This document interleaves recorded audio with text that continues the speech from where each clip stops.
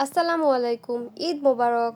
ঈদ মানে আনন্দ, ঈদ মানে খুশি। আর এই কোরবানি ঈদ মানে একে অপরের পাশে দাঁড়ানো। ঈদ যেমন সবার মনে আনন্দ ডেকে নিয়ে আসে, ছোট বড় থেকে শুরু করে সবাই আনন্দে মেতে ওঠে, ঠিক সেই সময়ের মধ্যেও আমার একটু খারাপ লাগা কাজ করে, শুধুমাত্র এই পশুদের জন্য। এই যে দেখো, আমাদের গরুটাকেও আজকে কুরবানি করা হবে। তো ওকে প্রথমেই গোসল করিয়ে নেওয়া হচ্ছিল। ওর জন্য আমার খুব বেশি মায়া লাগছিল। একদিনের জন্যই ওকে রেখে দিয়ে আমাদের ওর প্রতি এত মায়া জন্মে গেছে, আর যারা ওকে এতদিন পেলেছে তাদের হয়তো না জানে কত কষ্ট লাগছে। যাই হোক, ওকে তো আল্লাহর নামে কুরবানি দিতেই হবে। তো সকাল সকাল উঠে আমি কাজ শেষ করে আমি হাতে মেহেদি পরে নিলাম।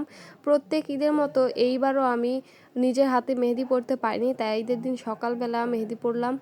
ঈদের দিনে আমাদের সবার জন্য মাংস রান্না করা হচ্ছে। কোরবানি করা হয় আল্লাহর নামে, আর এই গোশত শুধু একজন খাবার জন্য নয়, গরিব দুঃখী সকল আশেপাশের সবাই, আত্মীয় স্বজন সবাইকে নিয়ে এই মাংসটা খেতে হয়। আর কোরবানি করা হয় আল্লাহর সন্তুষ্টি অর্জনের জন্য। শুধুমাত্র মাংস খাওয়ার আশায় বা এরকম কোনো লক্ষ্য নিয়ে কোরবানি করলে তা আল্লাহর কাছে কবুল হয় না। আলহামদুলিল্লাহ, আমরা কোরবানি দিতে পেরেছি, আল্লাহর কাছে লাখ লাখ শুকরিয়া। আল্লাহ যেন আমাদের কোরবানি কবুল করে। আর কোরবানির ঈদের মাংসটা খেতে যত বেশি মজা লাগে, এমনি সময় যদি মাংসটা রান্না করা হয় আমার কাছে অত বেশি মজা মনে হয় না।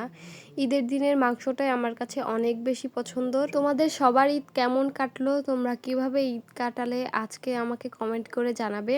আমার তো আলহামদুলিল্লাহ খুব ভালো কেটেছে, বাসায় বসেছিলাম তবুও।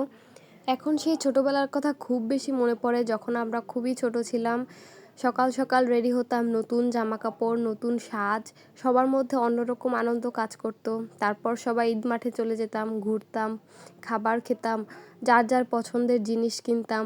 সেই সময়টা এখনও অনেক বেশি মিস করি, কারণ এখন আর সেই সময়টা চাইলেও আর ফিরে পাবো না। ছোটবেলাটা কত মধুর হয় তাই না?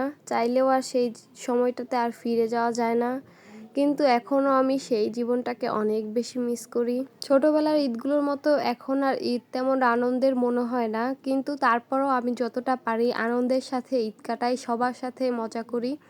ঈদ মানেই তো আনন্দ, তাই না? ঘরে যদি মন খারাপ করে বসে থাকি তাহলে কিভাবে হয়? ঈদ তো আসে শুধু বছরে 2বার। তো এই দিনগুলোতে যদি আমরা আনন্দই না করি তাহলে কিভাবে? ধর্মীয় উৎসবগুলোকে আমি আনন্দের সাথে পালন করতে খুব বেশি ভালোবাসি। তো এই ছিল আজকের ভিডিও। তোমাদের কেমন লেগেছে তোমরা একটু কমেন্ট বক্সে জানিয়ে দিও। পরবর্তীতে কেমন ভিডিও দেখতে চাও সেটাও কমেন্ট বক্সে জানিয়ে দিতে পারো। আর আমার চ্যানেলটাকে সাবস্ক্রাইব করতে একদমই ভুলবে না। সবাইকে ধন্যবাদ। আবার দেখা হবে পরবর্তী কোনো ভিডিওতে। সেই পর্যন্ত সবাই ভালো থাকবে, সুস্থ থাকবে, আর আমার জন্য দোয়া করবে। তোমরা সবাই ভালো থেকো আর আমার পাশে থাকো। ধন্যবাদ সবাইকে। আল্লাহ হাফেজ।